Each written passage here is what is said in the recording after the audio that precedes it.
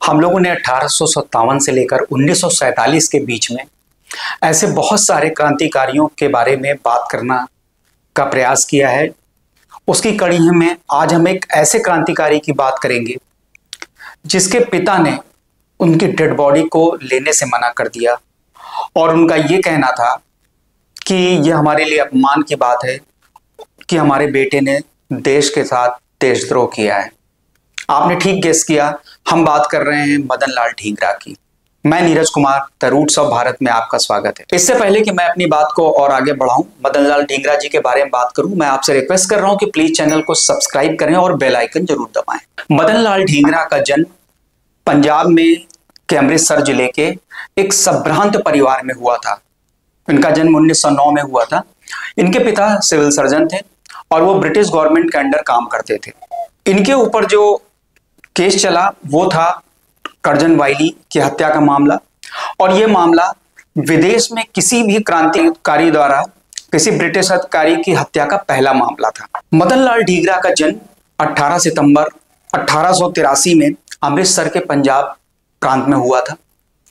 बहुत ही संभ्रांत परिवार था, लेकिन उनकी जो स्वामी भक्ति थी वो ब्रिटिश गवर्नमेंट के प्रति थी। लेकिन मदन लाल ढींगरा का मन कभी भी ऐसा नहीं था कि वो अंग्रेजों के तरफ से सोचते थे। वो हमेशा ये सोचते थे कि भारत के रहने वाले जो नागरिक हैं उनके साथ ब्रिटिश गवर्नमेंट कैसा व्यवहार कर रही है, इसको लेके हमेशा उनके मन में एक उथल पुथल मची रहती थी। तो इनकी प्रारंभिक शिक्षा जो थी वो लाहौर में हुई, और लाहौर में रहते समय ही उन्होंने, जब विदेशी कपड़ों के बहिष्कार की बात आई तो उन्होंने विदेशी कपड़ों की होली भी जलाई।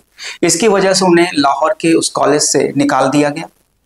उसके पश्चात उनके पिता ने ये क्लेम करने से मना कर दिया कि ये मेरा बेटा है। उन्होंने उनको एक तरह से घर से निकाल दिया। उसके बाद उन्होंने कपड़ा मिल में भी काम किया, और उनके पिता के एक मित्र या जिन्हें वो चाचा जैसा ही मानते थे, उनकी एडवाइस पे फिर ये इंजीनियरिंग पढ़ने के लिए लंदन चले गए। लंदन में पढ़ाई के दौरान ये इंडिया हाउस से जुड़े। इंडिया हाउस श्याम जी कृष्ण वर्मा ने शुरू किया था, और उनका पर्पस इंडिया हाउस खोलने का ये था कि जो भारत से स्टूडेंट आते हैं उनको ब्रिटेन में रहने के लिए, उनकी पढ़ाई के लिए एक सपोर्ट मिलता रहे। साथ ही साथ ब्रिटिश गवर्नमेंट के खिलाफ आंदोलन की जो एक लौ जलती है वो ब्रिटेन में किस तरह जलाई जाए, उसका प्रयास श्याम जी कृष्ण वर्मा इंडिया हाउस के माध्यम से करने की प्रयास करते थे। यहाँ पे मदन लाल ढींगरा का मिलना हुआ एक विशेष आदमी से, जिसको हम लोग वीर सावरकर के नाम से भी जानते हैं, और लाला हरदयाल। इसके अलावा बहुत सारे क्रांतिकारियों से यहाँ इनका मिलना हुआ। सावरकर जी से मिलने के बाद इन्हें यह एहसास हुआ कि शायद ब्रिटिश गवर्नमेंट के खिलाफ हमें क्रांति की लौ जो जलानी चाहिए वो ब्रिटेन से भी जल सकती है। तो उन्होंने बहुत दिन रहने के बाद उनके दिमाग में ये आया कि 1905 में जब बंगाल का विभाजन हुआ, उसको देख के देश में एक बहुत बड़ा अनरेस्ट फैल गया था। उस अनरेस्ट की आग ब्रिटेन तक भी पहुंची, और वहां जो भी स्टूडेंट थे वो भी उससे प्रभावित हुए।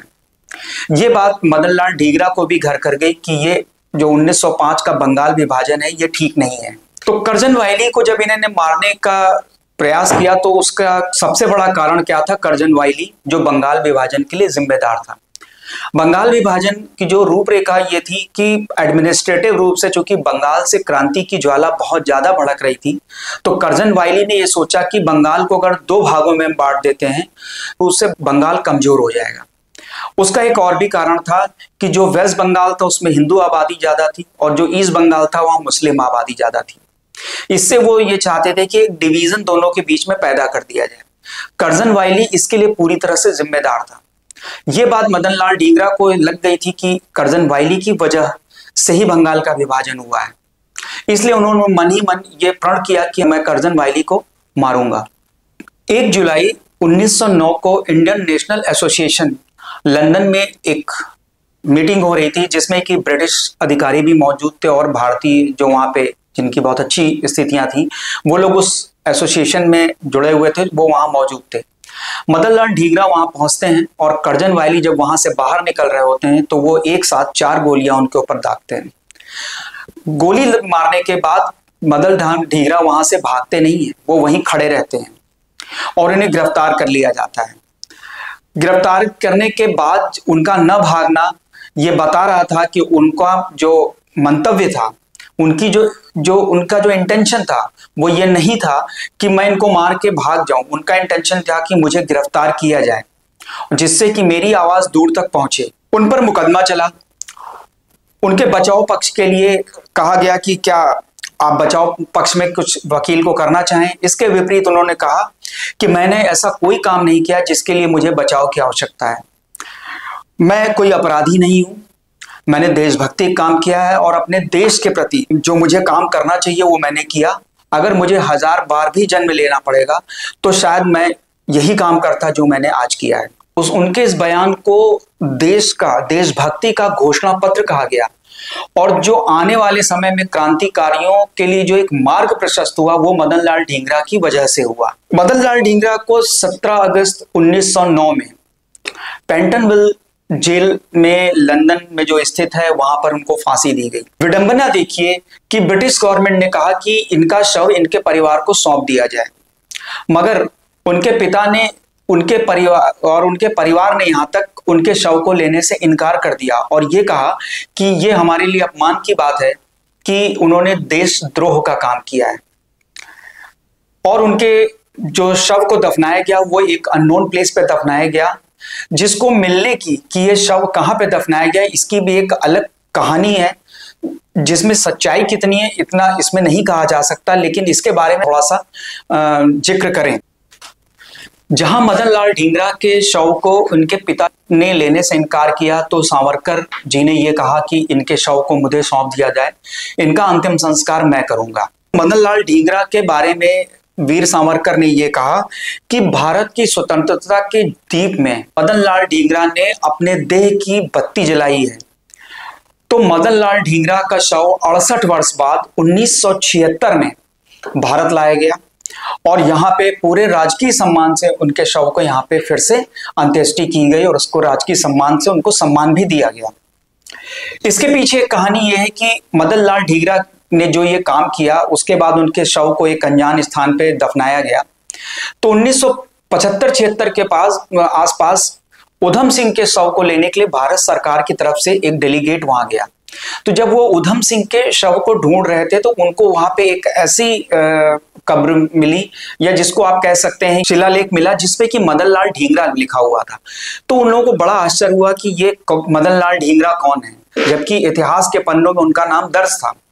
उसके बाद जब उसके बारे में पढ़ा गया तब ये पता चला कि ये वो मदन लाल ढींगरा है जिन्होंने कर्जन वायली को गोली मारी थी और भारत की स्वतंत्रता के आंदोलन की पहली लौ जलाई थी, जो बाद में हिंदुस्तान सोशलिस्ट रिपब्लिकन आर्मी के लिए एक बहुत बड़ा वरदान साबित हुई। एक कहानी इनके बारे में और भी है कि जिस वक्त इन्होंने स्वदेशी को आत्मसात किया और विदेशी कपड़ों का बहिष्कार किया और इन्हें कॉलेज से निकाला गया, तो इनके पिता ने सार्वजनिक रूप से कहा था कि ये मेरा बेटा नहीं है।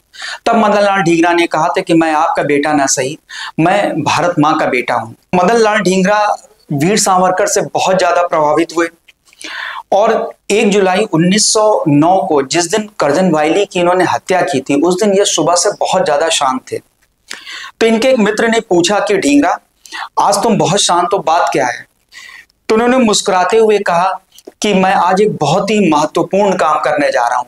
लेकिन इस बात की भनक इन्होंने तब भी नहीं लगने दी कि आज वो कर्जन वायली की हत्या करने जा रहे हैं। उन्होंने अपनी जेब में गीता का एक पन्ना रखा हुआ था और ये कहा था कि जब मैं ये कृत्य करूंगा या जब तक मेरी मृत्यु नहीं हो जाती तब तक ये पन्ना मेरी जेब में रहेगा।